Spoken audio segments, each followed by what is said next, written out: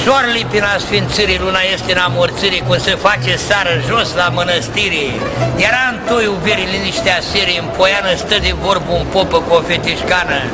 El cu barbă neagră, cu obraz frumos, cu ochi de cărbune și cu trupul în jos, ea subțirică zveltă, cu sân săltăreț, cu șoldul rotunde și cu ochii steți.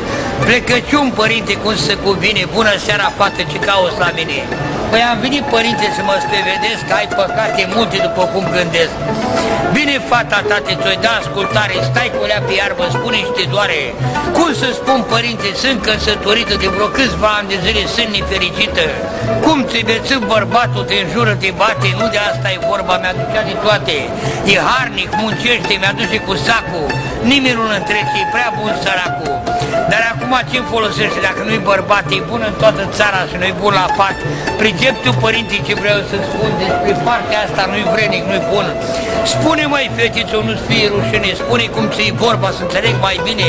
Nu te ia în brață, nu ești sărutată, nu stă ca bărbatul ce dorește o fată. Cum să spun, părinte, are aia mică că mă simte aproape, nu se ridică, el mă ia în brață, dă să mă sărute, eu mă bag în trânsă, că doar mă fute. Încalecă pe mine, râde la coaie, în zadar mă chinui, pula-i să moaie. Mă zbat toată noaptea, mă frământ și gem, ce-o fi ăsta, Doamne, o fi un blestem. L-o fi legat vreo fată, l-o fi blestemat, l-o fi vrășit vreo babă de la el din sat. Am venit, părinte, dacă mă înțelegi, să te rogi la Domnul soțul să-l dezlegi. Nu mă mișc de aici, nu mă dau bătută, dezleagă-l, părinte, vreau să fiu futută. Însă pentru asta e să faci canoane, 80 de mătări la mai multe icoane. Dar ea stai, fetiță, ea mai stai o clipă, zici cu ei în mână și nu se ridică. Cum o vine asta? Nu pricep de fel care ți este soțul așa de tembel. Nu e de mirare să mărturisesc, că aud prima dată de când te vedesc. Ești foarte frumoasă, sângele-i culmea, să n-ai parte în viață de o pulă ca lumea. Știi ce ți-aș propune, îi spune popa acum, hai ca să încercăm, să o luăm în brață, să ne sărutăm, eu să-ți mângâi pieptul, să te privesc goală, tu să bagi de seamă dacă mi se scoală.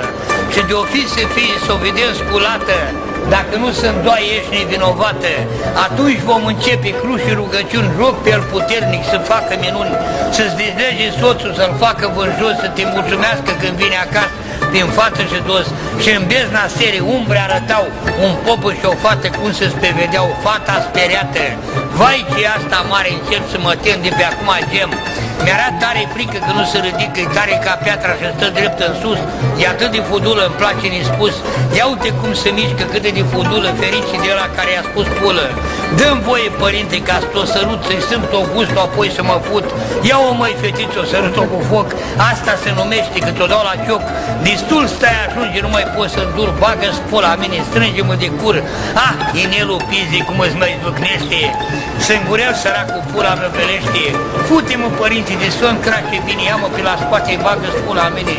Te fut fata ta și te tragă în pulă, că de-aia spopă să te las tătulă.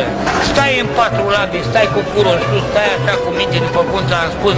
Ia-mi pula în mână și te-o potrivește, pune-te-o la pizza, apoi o belește. Și în bezna serii umbre arătau un popă și o fată cum se spevedeau. Canonul născătoarei de Dumnezeu. Facere a lui Iosif. Deschide voi gura mea și se va umplea de... Slobos.